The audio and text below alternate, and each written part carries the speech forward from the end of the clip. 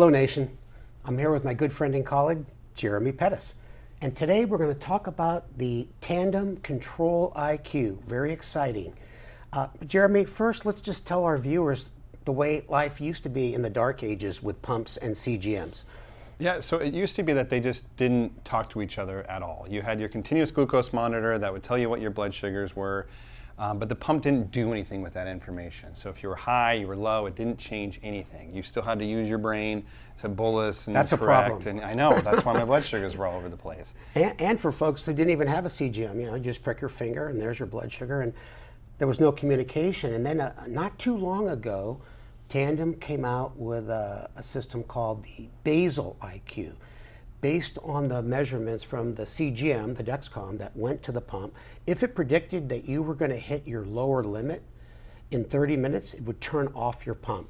And it would look at your rate of change, and eventually, as you leveled out and started to come up, your pump would turn on. So it basically stopped your pump if it predicted you were going to get low.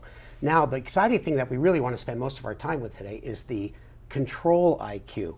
And Jeremy is a user.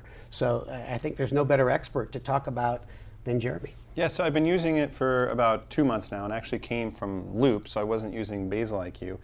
But one quick thing, that this is actually a download. So people that are on basal IQ, already on a Tandem system, can just kind of download the update once they get it, a prescription from their doctor, which is very different than the way it used to be, that you had to get physically a new pump. But anyways, the great advantage now about Control-IQ is that it still has the low feature. It shuts off if you're going low. But now it starts to give you a little bit more insulin if you start going high. So it's adding kind of the high side to it. Yeah, and I think, the word that covers this, the basal rate modulator. People call it micro boluses, but it literally changes your basal rate from off, when it predicts you're going to get low, to pumping up pretty fast as your blood sugar goes up. Yeah, so some specifics. It tries to kind of keep you within a range of 112 to 160. And then if it predicts that you're going to go above 160 in the next 30 minutes, it starts cranking up the basal rate. And then actually, if it predicts you're going to go above 180, it does give you a little micro bolus.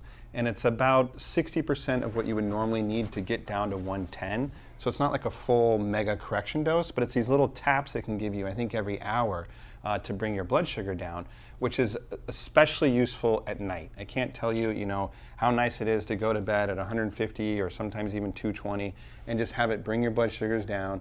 So every night I wake up, or every morning, I wake up with a good blood sugar. And that's not because I'm smart or good at diabetes. It's because I have this machine that's, kind of modulating how much insulin I need. And your wife canceled the divorce proceedings. Exactly. Because she can get some sleep now. Well, I think think about this. The pump gives you a little correction bolus every hour. That's a very unique feature. And we're going to talk about the comparison between Loop and the 670G in a minute. But tell us about the sleep and the exercise modes. Yeah, so there's two other kind of modes that you can set. So first of all, you can tell it when you're sleeping. You can say usually from 10 p.m. to 8 a.m. I'm asleep. And what that does is it makes actually the algorithm a little more aggressive. So instead of trying to keep you between 112 and 160, it's like 112 and 120. So it really tries to to lock you down at a good blood sugar. Because you're not eating, you're not doing anything else, it can kind of be a little bit more aggressive. So that sleep mode that you can set, you don't have to turn on when you go to sleep. You can just say, like, these are the hours, and it'll have it do that. There's also an exercise mode that you can click on. And the exercise mode, I think it sets the target up a little bit higher. I think 140 to 160 is where it tries to keep you. So it just kind of backs off, being a little bit more aggressive.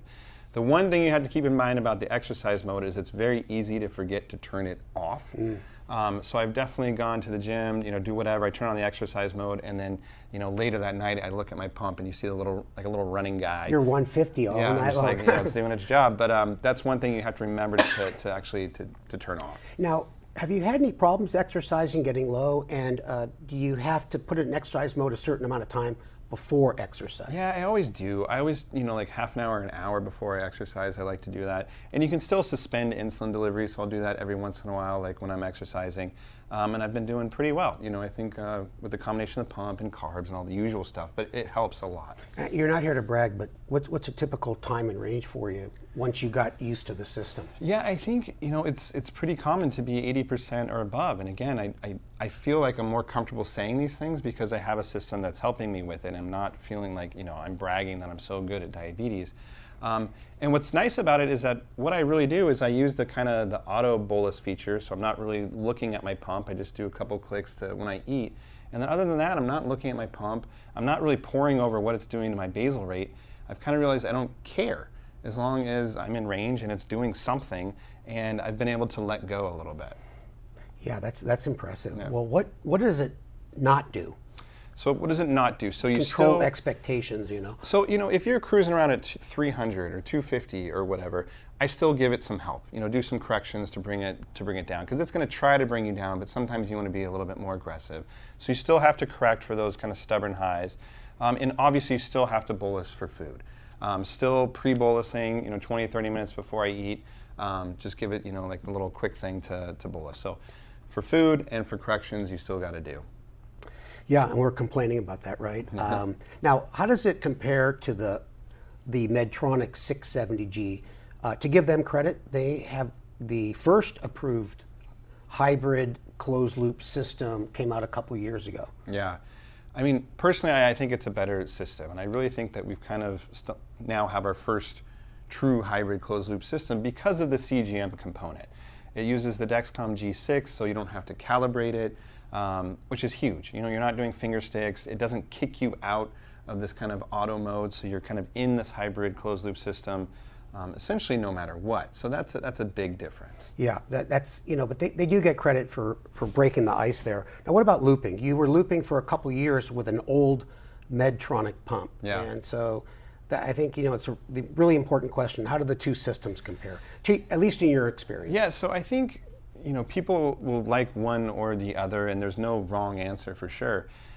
When I was on Loop, for those of you that use it, you can see kind of what your blood sugar is, and then you can see what your blood sugar is predicted to be over the next, couple hours or so. So I was looking at it all the time. I was making sure that I was looping. I was trying to kind of outsmart it. And I realized that with this system, like I said, I'm just interacting with it less. So I think my control is about the same, but I just feel like there's a little bit better quality of life because I'm just like, let this system do its thing, Yeah. and I'm not staring at my phone all the time. Yeah, and you don't have to carry the little Riley link, and Yeah. God forbid you lose it. At our conference in Seattle, Yeah. I don't know, I didn't tell you, but I misplaced it in the convention center, but luckily I Did you got have it the tile back. thing on it?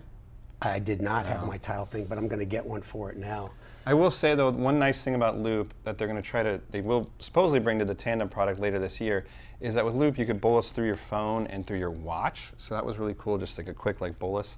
And supposedly later this year, Tandem's going to have that feature. What's the next big step for Tandem? Is it going to be a fully closed loop where you don't even have to bolus for meals? Yeah, I think that's the next kind of big step for all of these systems. And of course, Medtronic's going to have a new pump coming down the line, and each of these is going to get better time in range, less hypoglycemia. So it's like the first model of a new car. It always gets like a little better every year. What are you going to do once they perfect the system? They don't need us in clinic anymore. Yeah, I'm just a personal trainer probably. So long, nation. See you later.